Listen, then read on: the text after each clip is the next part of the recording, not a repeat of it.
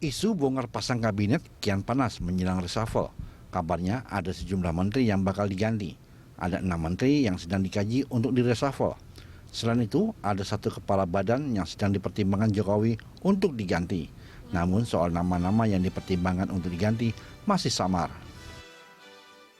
Terkait kandidat menteri baru, sejauh ini ada 2 orang yang secara terbuka mengakui dipanggil istana di tengah isu reshuffle, yakni anggota DPR fraksi Nasdem Rapsel Ali dan tokoh muda Nahdlatul Ulama Wicaksono. Keduanya dikabarkan menjadi kandidat menteri investasi. Muhammad Rapsel Ali, anggota DPR fraksi Nasdem, santer diisukan menjadi menteri investasi setelah ada isu 1 dari 3 menteri Nasdem bakal kena reshuffle. Selanjutnya Wicaksono, tokoh muda Nahdlatul Ulama ini beberapa kali dipanggil Jokowi berbicara 4 mata. Namun sebenarnya tak hanya 2 orang itu kandidatnya. Ada satu nama lagi yang kabarnya sudah dipanggil Jokowi sebagai kandidat calon menteri investasi. Di tengah mencuatnya isu reshuffle kabinet Indonesia Maju, muncul pernyataan dari politikus PKB Lukman Hakim. Ia mengatakan Presiden Jokowi akan mereshuffle menteri berinisial M. Setidaknya ada 4 anggota kabinet yang berinisial M, yakni Menko Polhukam Mahfud MD, Menko PMK Muhadjir Effendi, Menteri Perdagangan Muhammad Lutfi, dan Kepala Staf Presiden Muldoko. Tim Liputan Berita 1. Nama-nama di seputar isu reshuffle, itulah topik dialog kita pagi ini. Dan untuk membahasnya kita sudah terhubung dengan tenaga ahli utama Kantor Staf Presiden atau KSP, Pak Doni Gahral Adian. Selamat pagi Pak Doni. Selamat pagi Mbak Betty. Oke, baik. Selain Pak Doni, kita juga sudah terhubung dengan pengamat politik dari Universitas Islam Negeri Syarif Hidayatullah Jakarta, Mas Adi Praetno. Mas Adi, selamat pagi. Selamat pagi, Pak Doni. Selamat pagi. Baik, Pak Doni dan juga Mas Adi, terima kasih sudah bergabung bersama kami di Good Morning Jakarta. Saya ingin ke Pak Doni terlebih dahulu. Ini dengan adanya isu reshuffle pada jilid 2 pada beberapa waktu belakangan ini beredar, kira-kira apa saja bahan pertimbangan Presiden dalam reshuffle kabinetnya? Saya kira hanya satu, yaitu performa ya, atau kinerja. Apalagi saat pandemi ini, Presiden berulang kali sudah mengatakan bahwa Menteri harus bekerja ekstra keras, ya. Menteri harus bekerja secara out of the box, ya, dan punya sense of crisis supaya apapun yang dilakukan itu efektif dalam mengatasi pandemi ini. Karena pandemi ini kan multisektor, ya, bukan cuma kesehatan tapi juga ekonomi dan sektor-sektor lain yang terdampak. Jadi saya kira hanya itu, ya, kinerja, performa, profesionalitas, dan tentu saja apakah yang bersangkutan mampu memenuhi target-target yang diberikan Presiden. Gitu, Mbak. Oke, terkait dengan performa, tapi sudah ada tidak sih nama yang sudah beredar mungkin di kalangan KSP atau seperti apa, Pak Doni? Ya, justru kami mendengar nama-nama beredar itu dari media, ya, dari publik, begitu. Ya, artinya itu nama-nama yang memang muncul dari publik. Apakah benar atau tidak? Tadi disampaikan misalnya ada yang sudah dipanggil Presiden, ya, berulang kali, kemudian diusulkan menjadi Menteri Investasi dan lain sebagainya. Itu dari publik. Ya, jadi saya perlu sampaikan di sini banyak yang dipanggil Presiden.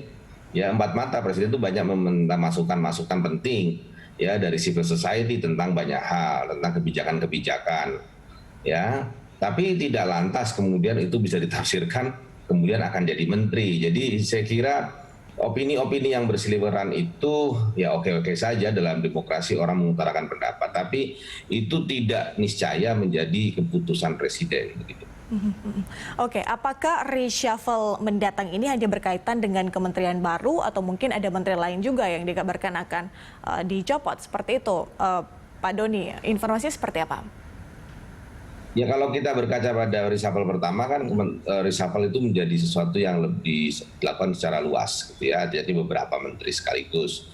Apakah sekarang akan seperti itu atau tidak? Ya kita serahkan pada Presiden. Yang jelas ada kementerian baru yang harus diisi, ya, pimpinan tertingginya, Pak Menterinya, Bu Menterinya, kira-kira begitu.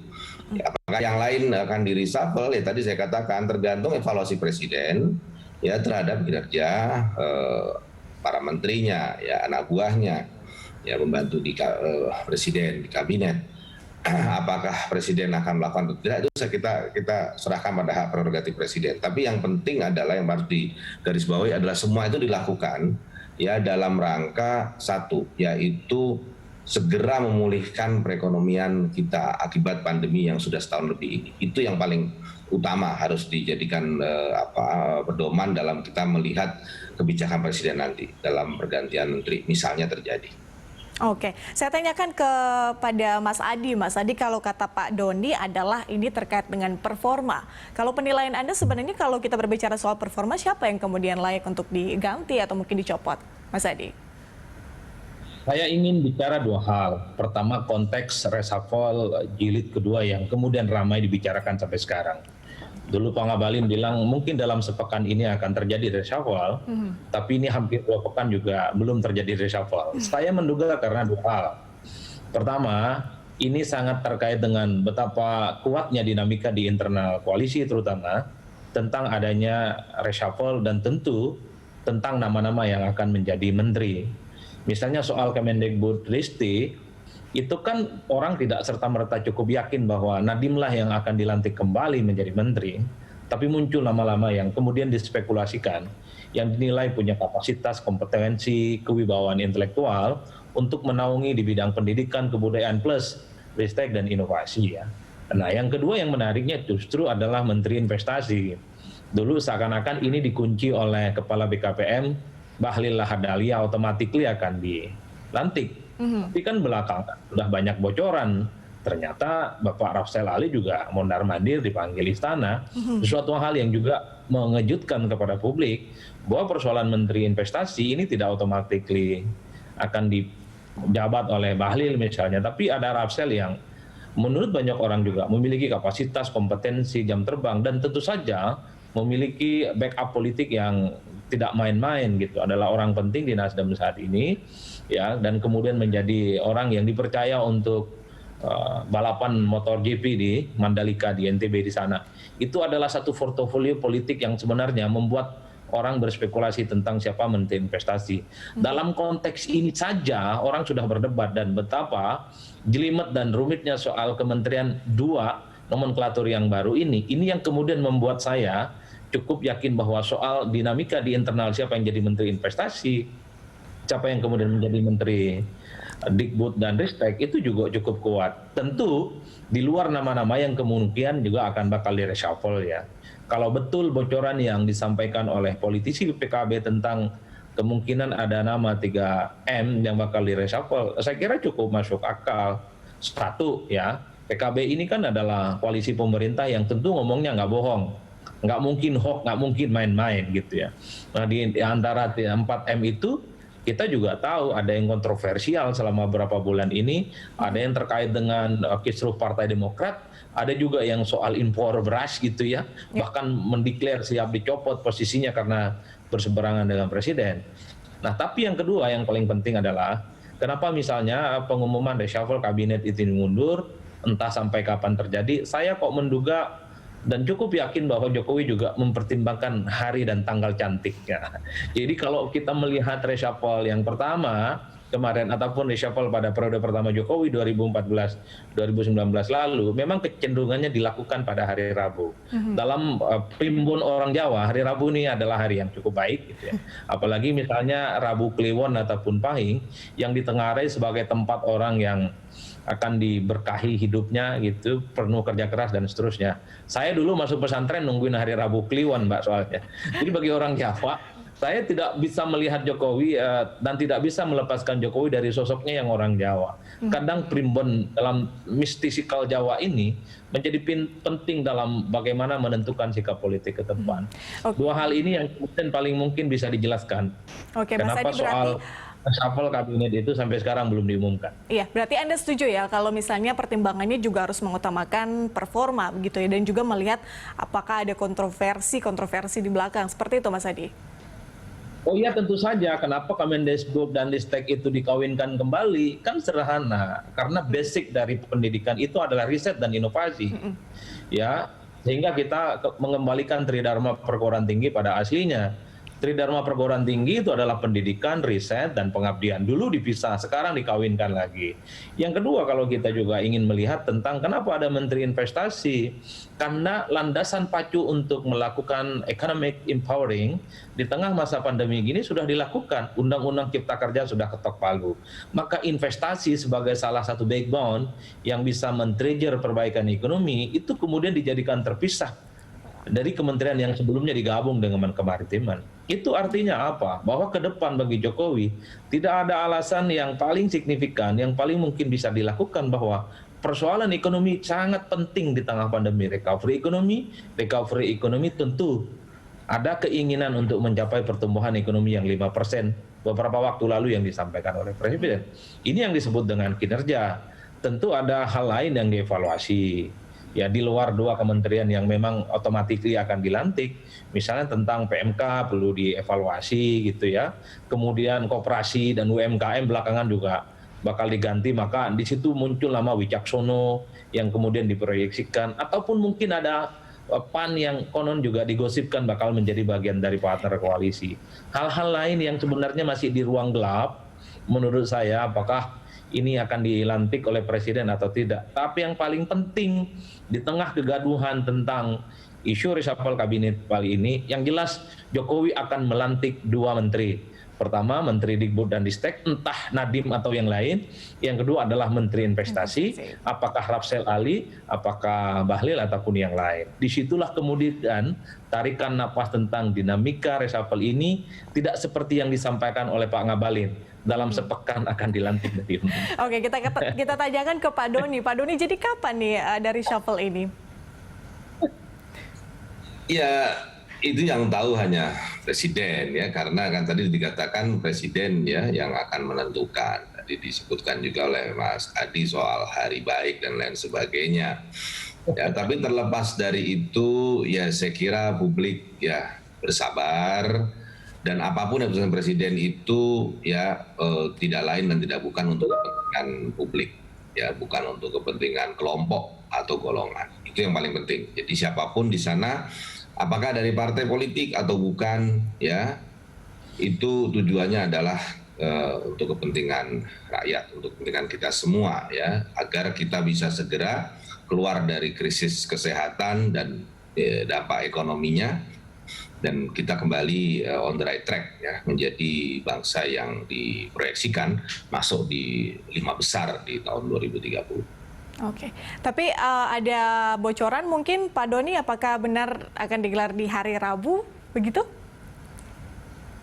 Saya tidak tahu, itu juga spekulasi ya, artinya kita tidak pernah tahu ya, artinya memang boleh aja mengatakan bahwa ada hari baik dan lain sebagainya karena Presiden orang Jawa, silahkan saja ya, tapi saya kira kita juga buat apa kita tergesa-gesa ya ingin tahu siapa yang dilantik, karena ketika dilantik pun yang bersangkutan itu akan langsung dibebani berbagai macam target ya, dan Presiden selalu mengatakan bahwa reshuffle itu bukan sesuatu yang tidak wajar gitu ya, sesuatu yang wajar. Jadi ketika Presiden merasa bahwa ada menteri yang tidak perform, tidak memenuhi target-target yang beliau tetapkan, ya itu bisa di reshuffle kapan saja. Jadi ya kita bersabar sajalah ya, toh siapapun yang nanti akan dilantik ya itu pasti orang yang tepat pada posisi yang tepat, the right man on the right place atau the right woman on the right place, ya, dan itu saya kira prerogatif Presiden. The right man on the right place. Oke, Mas Adi, apakah memang tidak perlu tergesa-gesa untuk melakukan reshuffle? Karena kan perubahan nomenklatur juga sudah dilakukan. Kalau konteksnya 2 menteri baru, saya kira perlu untuk segera dilantik ya, karena ini adalah satu nomenklatur yang memang diharapkan untuk mendongkrak kinerja Presiden, terutama untuk melakukan akselerasi di tengah pandemi. Terutama Kementerian Pendidikan, Ristek, dan Inovasi ini ditunggu apakah manuver inovasinya di tengah pandemi ini justru bisa melahirkan satu terobosan-terobosan yang kemudian membuat misalnya di bidang pendidikan kemudian banyak hal yang bisa gampang dipahami. Begitupun dengan di bidang investasi, sehingga Presiden tidak perlu lagi curhat bahwa Kenapa sih investor itu justru larinya ke tetangga sebelah, tidak datang ke Indonesia? Artinya hal-hal yang terkait dengan hambatan investor datang ke Indonesia segera dibabat semak belukarnya itu, tentang birokrasi, tentang regulasi, segera dimulai. Maka disitulah kemudian menjadi penting untuk mensegerakan dilantik. Nah, hal-hal lain misalnya, kenapa ini menurut Bang Doni tidak perlu buru-buru? Ya karena untuk mengkalkulasi tentang untung dan rugi, soal mudarat dan manfaatnya kalau kemudian dilakukan reshuffle secara bersamaan dengan 2 menteri baru ini. Tapi di atas segala-galanya, kalau kita menggunakan parameter publik, sudah banyak tokoh, survei gitu ya, kalangan-kalangan tertentu yang sebenarnya menginginkan Jokowi untuk melakukan reshuffle jilid kedua, terutama yang berkaitan langsung dengan persoalan pandemi, yaitu tentang ekonomi. Kalau kesehatan tidak lagi dikritik karena kinerjanya, menterinya ini sekalipun tidak memiliki basic kesehatan, tapi soal vaksinasi yang cukup masif, diterima dengan baik oleh masyarakat, itu dianggap sebagai luar biasa. Sekarang kalau mau jujur sebenarnya, adalah tim di bidang ekonomi yang layak dievaluasi dan segera digantikan. Maka muncul-muncul mesti misalnya di situ adalah Menteri Koperasi dan UMKM, termasuk Menteri Ekonomi juga misalnya juga dikritik. Ini hutangnya cukup membengkak gitu ya, dan cukup mengkhawatirkan dan lain-lain. Hal-hal yang sebenarnya kalau kita mau jujur perlu penyegaran supaya akselerasi di bidang ekonomi, recovery, dan pencapaian 5% pertumbuhan itu dilakukan. Tapi yang paling penting yang menjadi catatan saya adalah ada 3 hal yang haram hukumnya dilakukan dalam reshuffle kabinet kedua kali ini. Pertama, reshuffle itu haram hukumnya dilakukan kepada ketua umum partai politik yang saat ini jadi menteri. Kenapa saya haram? Kalau ini dilakukan, ini adalah awal petaka dalam tanda kutip politik koalisional Jokowi, karena sangat mungkin terjadi instabilitas politik yang cukup luar biasa. Ini bukan soal copot-mencopot menteri, tapi kalau ketua umum partai yang jadi menteri dicopot, ini kan soal marwah secara umum partai politik pengusung Pak Jokowi. Makanya saya agak ekstrim bahasanya haram hukumnya kena reshuffle. Yang kedua, haram juga kena reshuffle itu adalah menteri yang cukup dibanggakan sebagai legasi pemerintahan Jokowi sampai saat ini, yaitu Kementerian Bidang Infrastruktur. Kok sepertinya menurut saya sampai lebaran kuda sekalipun atau sampai kuda bertanduk sekalipun nggak mungkin bakal di-reshuffle. Karena infrastruktur juga masih masif dilakukan di berbagai tempat, terutama untuk mendistribusikan soal ekonomi yang bisa maksimal. Yang ketiga, haram hukumnya terjadi pada reshuffle kali ini mengurangi jatah menteri dari partai politik. Nah, konteksnya saya ingin menjelaskan, misalnya Kementan yang dari Nasdem itu dikritik, maka muncullah Rafsel Ali. Kalaupun toh dicopot menteri dari Nasdem, maka akan kemungkinan diberikan kementerian baru, maka disitulah muncul Rafsel Ali yang diproyeksikan sebagai calon menteri investasi. Jadi dalam banyak hal reshuffle itu tidak melulu soal kapasitas, kompetensi, dan performa, tapi juga sangat menyangkut terkait dengan stabilitas politik. Di antara nama-nama yang kemudian bocor ke publik, siapa yang bakal di-reshuffle, saya cukup yakin yang kena reshuffle itu adalah mereka yang paling minim resiko politiknya kalau dilakukan pergantian. Oke, baik. Mas Adi dan juga Pak Doni, kita akan lanjutkan di segmen berikutnya. Pemirsa tetaplah bersama kami, Good Morning Jakarta akan kembali usai jeda.